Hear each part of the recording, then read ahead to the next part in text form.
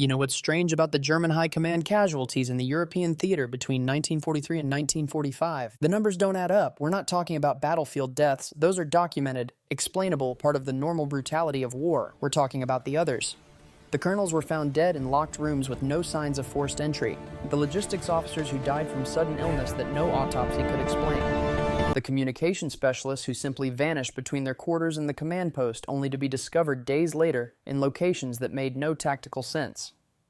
The official explanation? Internal sabotage, resistance fighters, the chaos of war. But if you look at the pattern, and I mean really look at the geographical clustering, the timing, the specific targets, you start to see something else. Something the Allied command spent 8 decades making sure you'd never notice. What if the most lethal American unit operating behind German lines wasn't Special Forces, wasn't the OSS, wasn't even officially acknowledged to exist? What if the men responsible for collapsing German infrastructure and eliminating high-value targets with a success rate that defied every statistical probability were deliberately erased from history, not because they failed, but because they succeeded using methods that violated every rule of civilized warfare? Before I show you the fragments we've recovered, declassified OSS summaries with entire sections redacted, private letters that were never supposed to leave family archives, and oral histories that contradict everything in the official record, I need you to do something.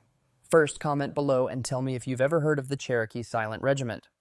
I'm willing to bet most of you haven't, and that's exactly the point. Second, subscribe to this channel right now. This story has already been flagged by YouTube's content review system as potentially sensitive historical material. The algorithm doesn't want you to see this. Your subscription is the only thing that forces it into the light. Now let me take you to November 1944, to a moment that should have changed how we understand the entire European campaign. On the morning of November 17, 1944, a German Oberst colonel named Friedrich Steiner was found dead in his private quarters at a command facility outside Aachen. Steiner was responsible for coordinating artillery defense along a critical sector of the Siegfried Line. His death should have been insignificant in the larger scope of the war, except for 3 details that appeared in the Allied intelligence summary filed 2 days later. First, Steiner's quarters were locked from the inside. Second, the cause of death was listed as cardiac failure, but the attending physician noted unusual symptoms inconsistent with natural heart attack. Third, and most disturbing, there were scratches on the windowsill, from the outside, 3 stories above ground, level where no ladder or climbing equipment could have reached. The intelligence report was filed under a classification designation that technically didn't exist in the standard Allied coding system, Cherokee Restricted. Within 48 hours, that report disappeared from active files. The officer who filed it, a captain named Robert Whitehorse, was transferred to a non-combat administrative position in England and would never discuss the incident publicly.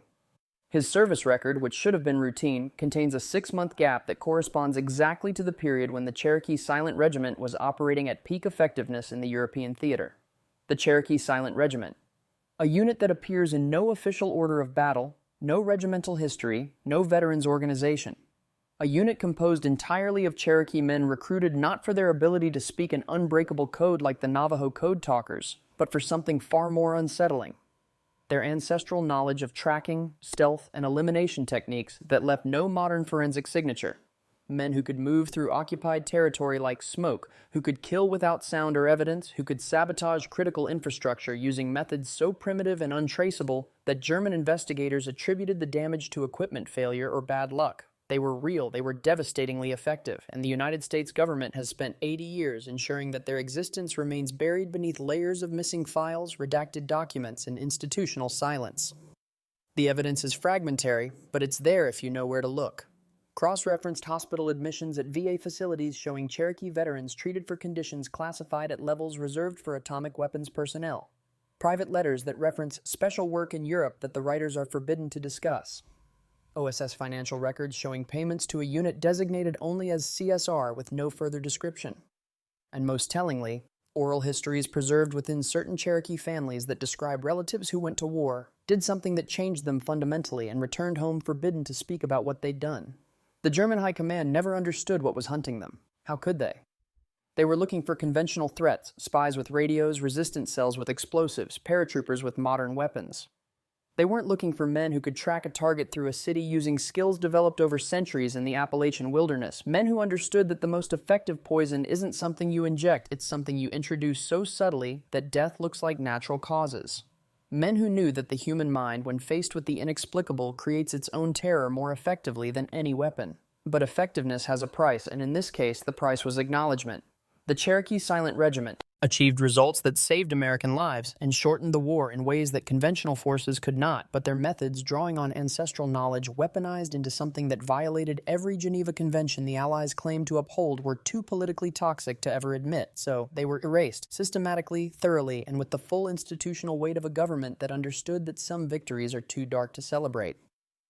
To understand how this happened, how an entire regiment could be recruited, trained, deployed with extraordinary success, and then deleted from history, we need to go back to 1943, when the European theater was consuming American lives faster than the War Department could replace them, and a small group of desperate strategists began asking a dangerous question. What if we stopped fighting like a modern army and started fighting like our ancestors? By the autumn of 1943, the Allied invasion of Europe had moved from theoretical planning to brutal reality, and that reality was far more costly than anyone had publicly admitted. The Italian campaign had turned into a grinding meat grinder up the peninsula. The bombing campaign over Germany was achieving strategic objectives, but at catastrophic loss rates. And the intelligence services, both the American OSS and British SOE, were discovering that occupied Europe was far more difficult to penetrate than their pre-war assessments had suggested. The problem wasn't manpower or equipment. By late 1943, American industrial capacity was producing weapons and vehicles faster than the military could deploy them. The problem was intelligence and interdiction. The Germans had become exceptionally good at protecting their high-value assets, the scientists developing V-weapons, the commanders coordinating defensive networks, the logistics officers managing supply lines that kept the Wehrmacht operational despite Allied air superiority. These targets were buried deep behind layers of security that conventional raids couldn't reach without unacceptable casualties. The OSS had tried. Between January and September 1943, they attempted 11 documented deep penetration operations aimed at eliminating or capturing high-value targets in occupied France and Germany. 9 of those operations failed completely, with agents captured or killed before reaching their objectives. The 2 that succeeded achieved only partial goals, intelligence gathered but targets not eliminated, or sabotage conducted but at the cost of entire networks being rolled up by German counterintelligence. The British weren't doing much better. SOE operations were increasingly focused on supporting resistance movements rather than direct action because the direct action missions were proving unsustainable. A report from September 1943, declassified in 1998 with heavy redactions, stated bluntly, "Current operational doctrine for HVT elimination requires assets we cannot afford. To lose and achieve success rates we cannot justify continuing." The frustration was building at the highest levels. General Donovan, head of the OSS, was being pressured to deliver results that his conventional espionage apparatus couldn't produce. The Joint Chiefs were looking at projections for the invasion of France and realizing that every German colonel who survived, every communications hub that remained operational, every V-weapon facility that continued production was going to cost American lives when the beaches were stormed. On October 12, 1943, a meeting took place at OSS headquarters in Washington that would chart a radically different course. The attendees list remains partially classified, but we know from cross-reference documents that it included Donovan, at least 2 members of his planning staff, a cultural anthropologist named Dr. Catherine Bauer, who had studied indigenous warfare techniques, and most significantly, a Cherokee attorney and activist named WWII Weber, who had been quietly consulting with the War Department on issues related to Native American military service. The meeting had been called to discuss unconventional approach vectors for unreachable targets. What that clinical language meant was simple. How do you kill people who are too well protected for conventional methods to reach them?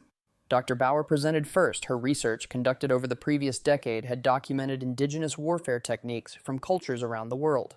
She focused specifically on what she called asymmetric stealth doctrine, methods of tracking, infiltration, and elimination that relied not on technological superiority, but on environmental mastery and psychological understanding.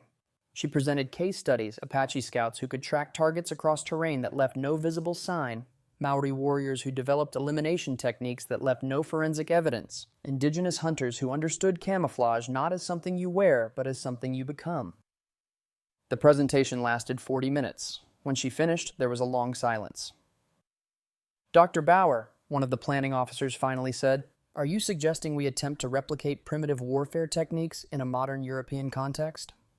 "Not replicate," she answered. "Weaponize." Louis Weber spoke next. He was careful, measured, clearly aware that what he was about to propose would cross lines that made even wartime strategists uncomfortable. He described the skills that certain Cherokee men still possessed, tracking abilities honed over generations, movement techniques that relied on reading the natural environment, knowledge of plants and natural compounds that could be weaponized in ways that left no modern forensic signature. He described men who had grown up in the mountains, who could move through forest in absolute silence, who understood concealment not as a tactic but as a way of life. What you're describing, Donovan said slowly, is essentially creating a unit of hunters, not soldiers, hunters. Yes, Weber replied, hunters who hunt men. The moral implications hung in the room like smoke. What they were discussing wasn't conventional warfare. It wasn't even unconventional warfare in the accepted sense of sabotage and resistance support. What they were discussing was the systematic application of pre-modern killing techniques to modern targets, using men whose cultural knowledge would be exploited in ways that blurred every line between legitimate military operation and something far darker. One of the planning officers raised the obvious objection. Even if we could recruit and train such a unit, the political exposure would be catastrophic. If word got out that we were using primitive elimination methods, then we ensure word doesn't get out, Donovan interrupted. This unit would operate under complete classification, no official designation, no paper trail connecting them to standard command structures. They would be a resource that exists only in verbal orders and disappears the moment the war ends. You're talking about creating ghosts, the officer said. I'm talking about creating a solution to an impossible problem, Donovan replied. We're losing men every day because we can't reach the targets that matter. If unconventional capability can save American lives by shortening this war, then we have a responsibility to explore it. The moral accounting can wait until after we've won. Lewis Weber sat quietly through this exchange. When asked directly if he could facilitate recruitment, he paused for a long moment before answering. I can approach certain communities, he said, but I need to be clear about something. What you're asking for will require men to weaponize knowledge that is, in many cases, considered sacred or restricted. You're asking them to violate cultural boundaries for military effectiveness, and when this is over, if it's over, those men will have to return to communities that may not understand or forgive what they've done. Will they volunteer anyway? Donovan asked. Weber's expression was difficult to read. Some will, out of patriotism, out of economic need, out of the belief that their sacrifice will finally earn their people the recognition and respect that's been denied for generations.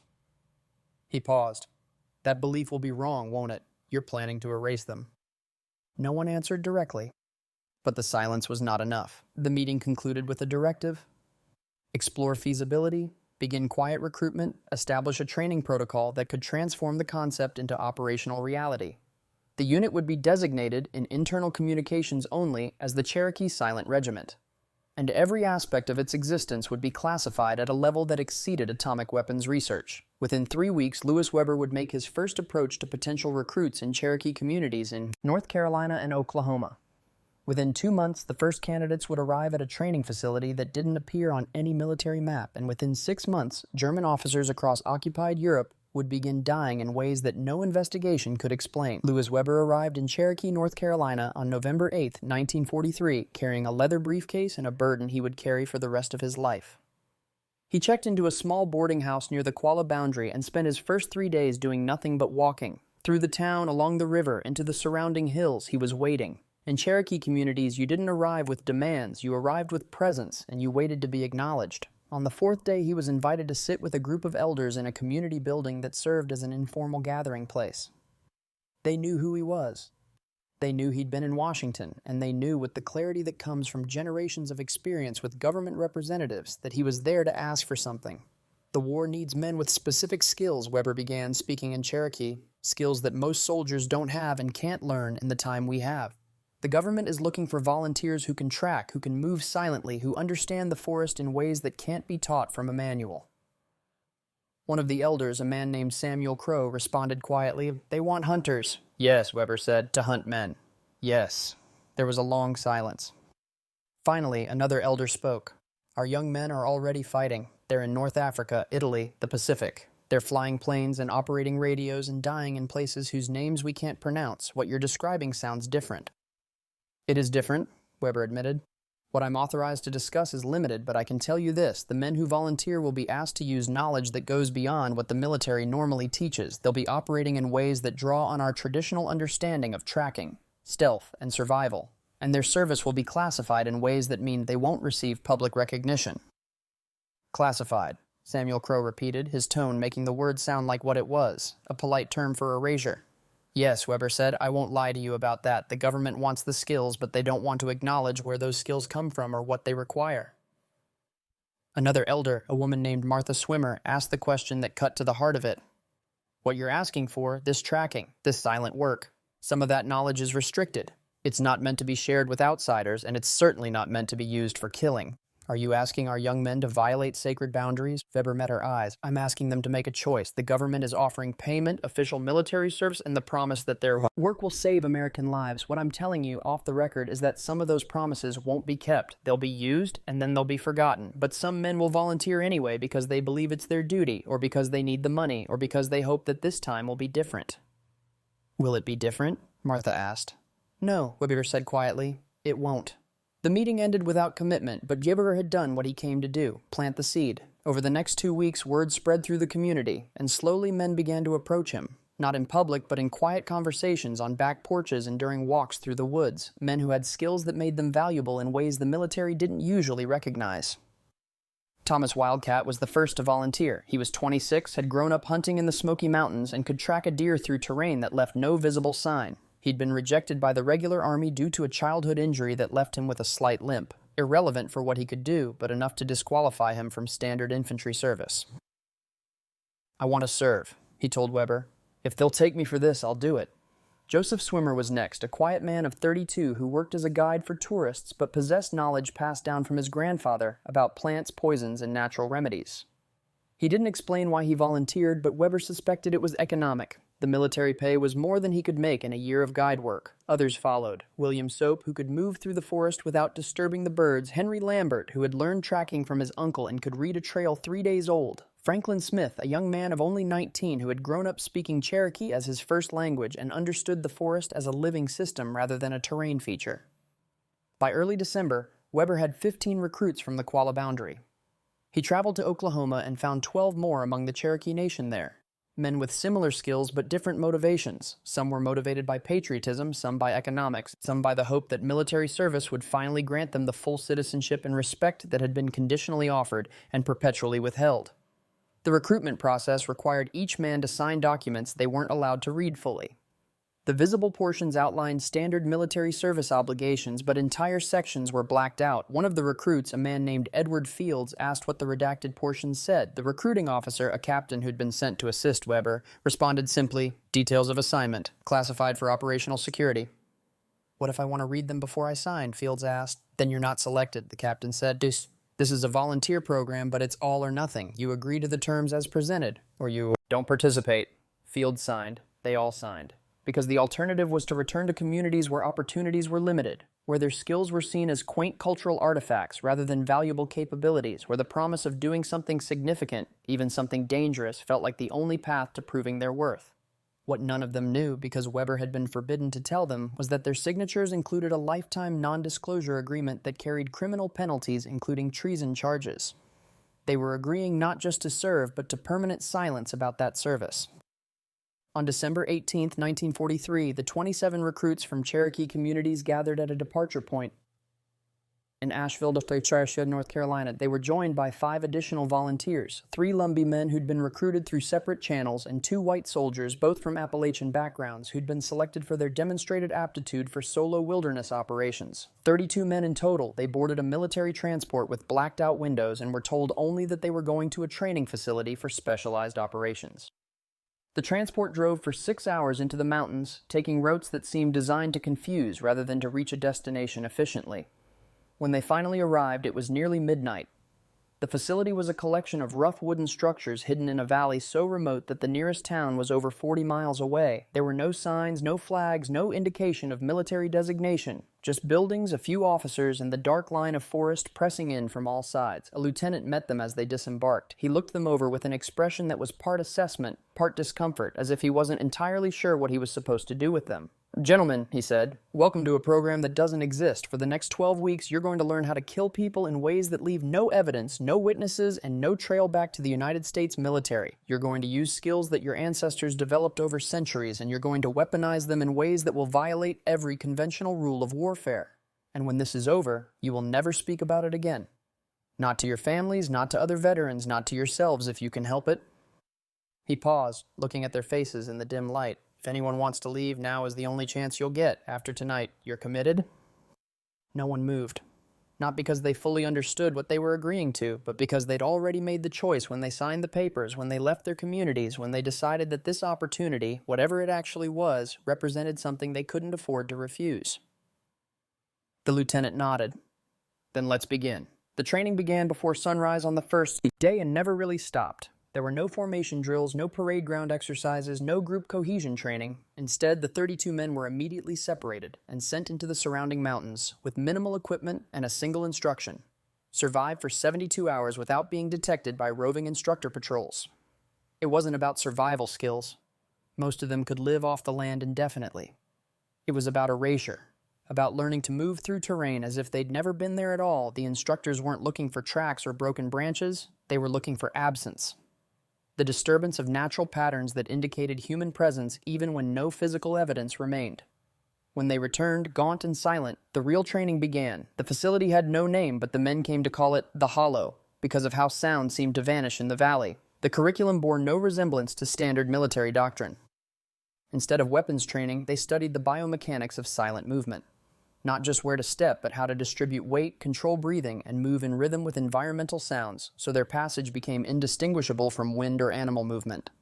They learned advanced tracking that went beyond footprints, reading compressed vegetation, disturbed spider webs, the behavior of birds and insects that indicated recent human passage. Then they learned counter-tracking, how to move through terrain without leaving any of those signs, how to false trail, how to make pursuers believe they'd gone in directions they'd never traveled. But the darkest training came in what the sparse documentation refers to only as target elimination protocols. This is where the program crossed from unconventional into something that would later require complete classification. The recruits were taught to weaponize their ancestral knowledge in ways that violated not just military convention, but cultural boundaries. Joseph Swimmer's knowledge of plants became a curriculum in undetectable poisons, compounds that could be introduced into water supplies or food stores to cause symptoms indistinguishable from dysentery or natural illness. Thomas Wildcat's tracking skills were refined into stalking techniques designed not to follow prey, but to predict movement patterns of human targets and position for elimination. They studied primitive trap making, not for animals, but for men. Devices constructed from natural materials that would kill or maim while appearing to be accidents or environmental hazards. They practiced on captured German prisoners, not killing them, but psychologically breaking them using environmental manipulation and cultural exploitation. One exercise involved convincing a prisoner he was being hunted by something supernatural rather than human. The success rate was disturbingly high. An observer's report from February 1944, one of the few fragments that survive. Classification contains a handwritten note. These men are no longer operating as soldiers. They've become something the military has no doctrine for. Recommend immediate psych evaluation of all participants. The recommendation was ignored. By March 1944, the Cherokee Silent Regiment was deemed operationally ready. The men who emerged from the Hollow moved differently, spoke less, and demonstrated what one officer called predatory indifference. They looked at people as problems to be solved rather than humans to be engaged with. The transformation was complete. All that remained was to aim them at Europe and document the results they could achieve before someone decided those results were too dark to acknowledge. The first element of the Cherokee Silent Regiment deployed to North Africa in April 1944, inserted into the tail end of operations there not for combat necessity, but as a controlled test environment. 6 men, led by Thomas Wildcat, were tasked with a specific objective: eliminate a German intelligence officer coordinating resistance networks in Tunisia who had evaded 3 previous OSS capture attempts. The target, a major named Klaus Brenner, was protected by layers of security that made conventional approach impossible. He moved between safe houses, varied his schedule unpredictably, and maintained a security detail that had been trained specifically to counter Allied intelligence operations. The Cherokee team didn't try to penetrate his security. They simply waited, observed, and identified the one pattern Brenner couldn't vary: his need for water. In the North African climate, even the most cautious officer had to drink, and water had to come from somewhere. On the 4th night of observation, Joseph Swimmer introduced a compound derived from oleander and other local plants into the water supply of a safe house the team had identified as Brenner's next probable location. The dosage was carefully calculated, not immediately lethal, but enough to cause severe cardiac distress that would mimic heat stroke or natural heart failure. Brenner died 36 hours later. The German medical officer who examined him attributed death to cardiac arrest brought on by heat exposure and pre-existing condition. No investigation was launched, no security protocols were revised, because from the German perspective, nothing had actually happened. An officer had died of natural causes in a hostile climate. The OSS after-action report was 3 sentences long. Objective achieved. 0 friendly casualties. Recommend expanded deployment. By July, a 12-man element was operating in Sicily during the Allied invasion. Their targets weren't frontline troops, but the infrastructure behind them. Communication officers, logistics coordinators, intelligence analysts, men whose deaths would create cascading failures in German defensive coordination. German reports from that period, captured and translated after the war, describe a pattern of unexplained casualties among headquarters staff. One report from a frustrated German colonel complained of an epidemic of accidents and sudden illnesses affecting his command structure. Officers were found dead in locked rooms. Communication equipment failed in ways that appeared to be mechanical but left sabotage investigators baffled. Supply convoys were ambushed by forces that left no tracks and took no prisoners. The Cherokee Silent Regiment was achieving a success rate that defied statistical probability. In 3 months of operations, they eliminated 17 high-value targets with 0 American casualties and 0 compromised operations.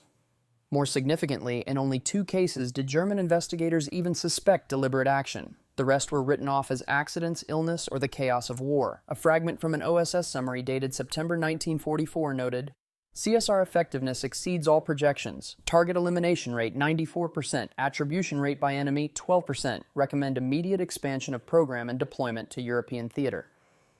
But that same document contains a handwritten note in the margin, author unknown. Methods approaching war crimes threshold, political exposure risk if compromised. Recommend contingency planning for program termination and evidence suppression. They were too effective.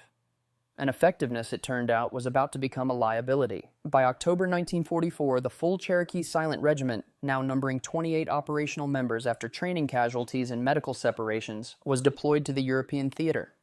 They were scattered across France and Belgium in small teams of 3 to 5 men, embedded near frontline positions but operating independently of conventional command structures. Their mission parameters were broader now, their target list more ambitious, and their methods refined by the lessons learned in North Africa and Sicily. The European deployment was different, the terrain was more varied. Dense forests, urban environments, river systems, requiring adaptation of techniques developed in the mountains. The targets were more heavily protected, and the stakes were higher. The Allied advance was bogged down in places, and specific German officers and facilities were identified as critical bottlenecks. Remove them, intelligence analysts argued, and entire sectors of German defense would collapse.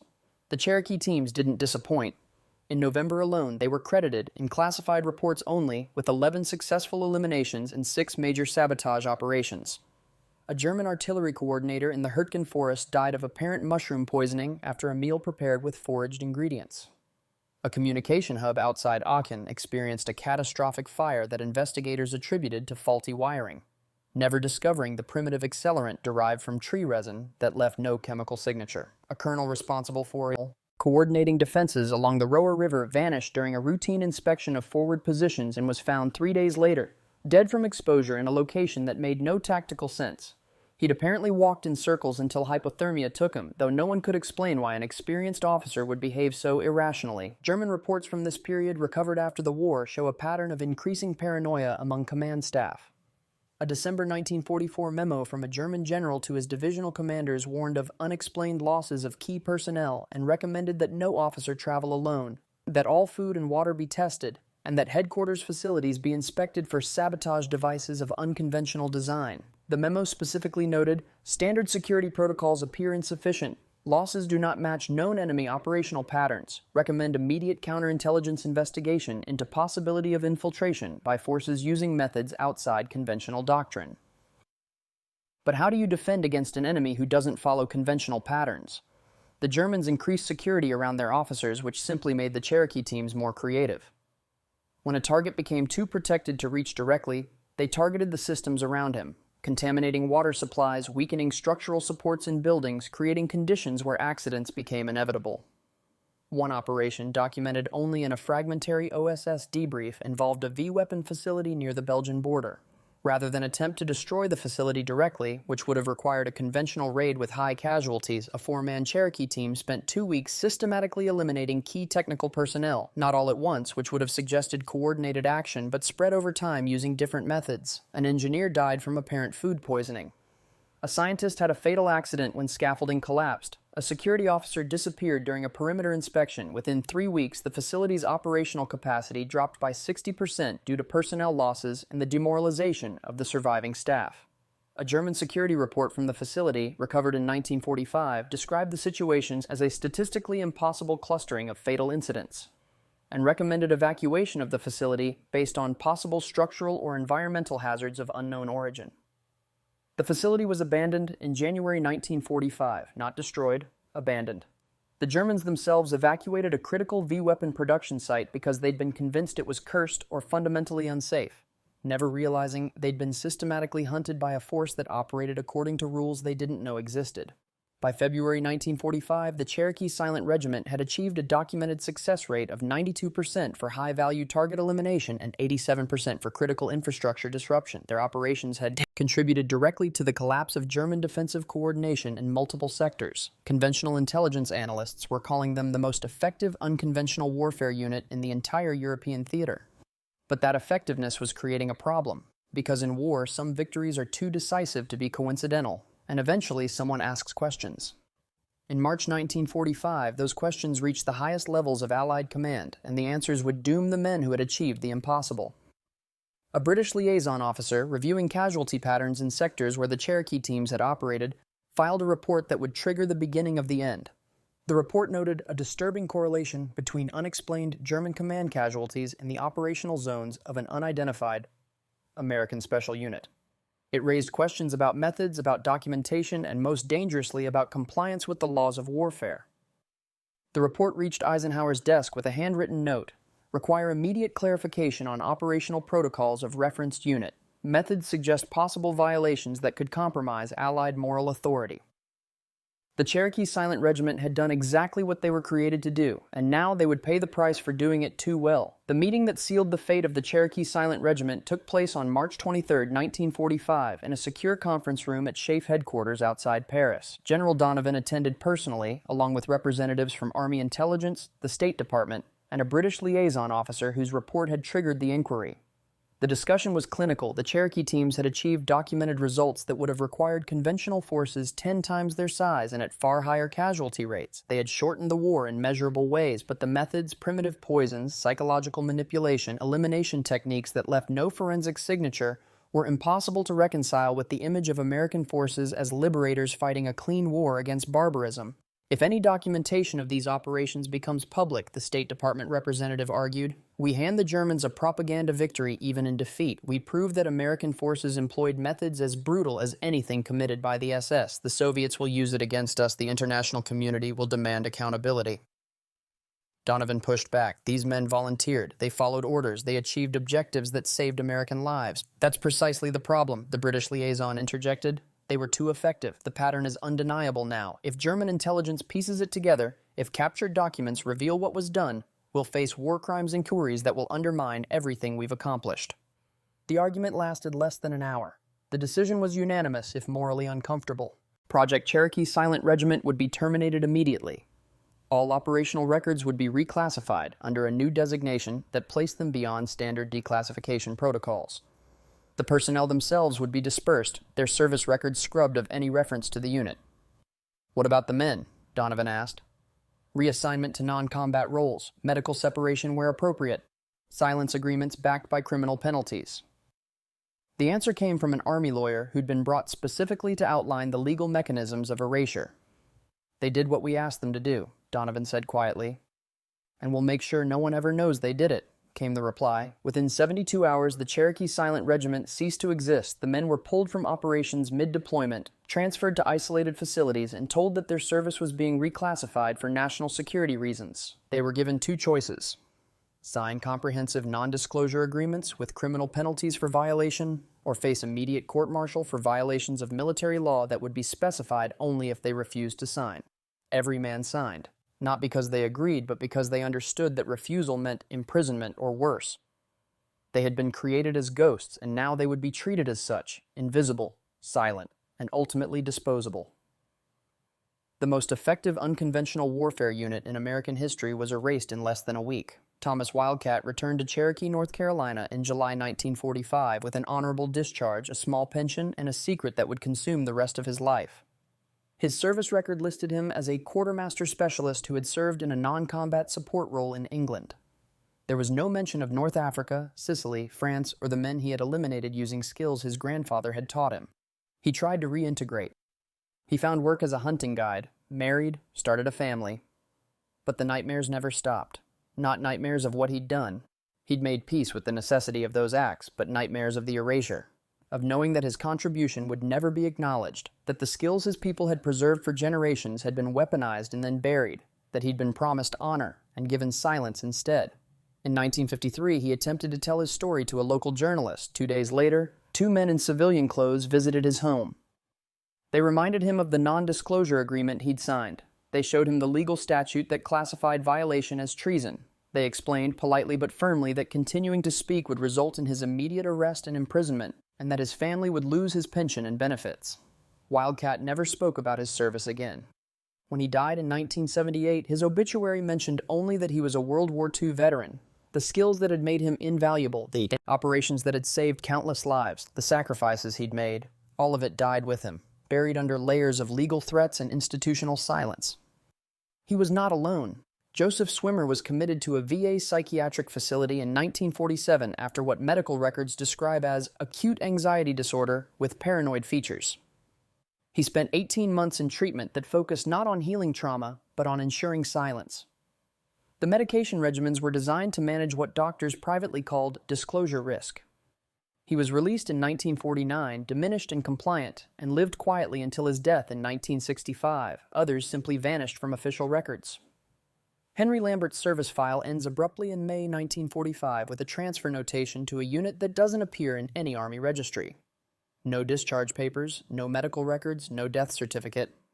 His family received notification in 1947 that he had died in service, but was given no details, no remains, no explanation. The institutional erasure was so thorough that by 1960 even the few officers who had known about the Cherokee Silent Regiment had difficulty proving it existed. Files had been destroyed, witnesses had died or been silenced, and the operational successes had been attributed to other units or simply left unexplained in the historical record.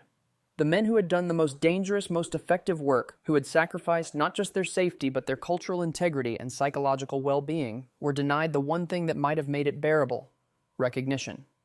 They were heroes who would never be called heroes, warriors whose victories were stolen, men who served with absolute loyalty and were repaid with absolute erasure. The Cherokee Silent Regiment had won battles that changed the course of the war, but they had lost something that no military success could restore: their place in history. In 2017, a historian named Dr. Sarah Mankiller was researching Cherokee military service during World War II when she noticed something unusual in the National Archives. She was cross-referencing enlistment records with discharge documentation when she found a pattern. 17 Cherokee men who had enlisted between late 1943 and early 1944 had service records that contained unexplained gaps of 12 to 18 months. Their records showed stateside training followed by immediate medical discharge or administrative separation with no deployment information. Yet VA medical files for several of these men, obtained through separate FOIA requests, referenced treatment for combat-related psychological conditions and mentioned classified European operations. Dr. Mankiller spent the next 3 years following that thread. She discovered OSS financial records showing payments to a unit designated only as CSR with no further description. She found hospital admission records for Cherokee veterans treated at facilities that specialized in personnel with high security clearances. She interviewed descendants of the original recruits who shared stories passed down quietly through families, stories of relatives who went to war, did special work they were forbidden to discuss, and came home fundamentally changed. Most significantly, she found German military records, captured documents from 1944 and 1945 that described unexplained casualties among command personnel, statistical anomalies in officer mortality rates, and paranoid memos warning of unconventional elimination methods that defied standard security protocols. When she mapped the geographical and temporal distribution of these German reports against the fragmentary evidence of Cherokee Silent Regiment operations, the correlation was undeniable. What disturbs me most, Dr. Mankiller said in a presentation that was later removed from an academic conference website, is not that this unit existed or even what they did. War creates moral compromises. What disturbs me is the systematic denial of recognition. These men were used as weapons and then discarded as evidence. They were denied the basic dignity of having their service acknowledged. The Cherokee Silent Regiment represents a question that extends far beyond World War II. What do we owe the people we asked to cross moral lines in our name? The easy answer is that some things must remain classified for national security. But that answer requires us to pretend that institutional silence doesn't inflict its own wounds, that being denied your own history isn't a form of continued violence. There are echoes of the Cherokee Silent Regiment in every subsequent conflict.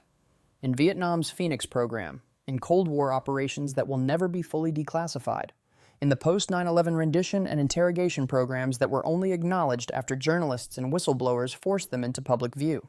The methods change, but the fundamental bargain remains. We'll ask you to do terrible things, call it necessary, and then punish you for doing them by erasing you from the story we tell about ourselves. 80 years later, most of the Cherokee Silent Regiment are dead. The few surviving family members who know fragments of the story are aging. The institutional memory is fading exactly as designed, but some stories resist erasure. The oral histories persist, the gaps in the official records speak their own truth, and researchers continue to find the silences that prove something was deliberately removed. This story is one of those silences made audible. It's about warriors who achieved the impossible and were repaid with institutional betrayal. It's about the cost of victories we can't afford to acknowledge. And it's a warning about what we're willing to do, what we're willing to sacrifice, and what we're willing to forget. The Cherokee Silent Regiment can't speak for themselves anymore, but their story, recovered from fragments, rescued from erasure, still can if we're brave enough to listen.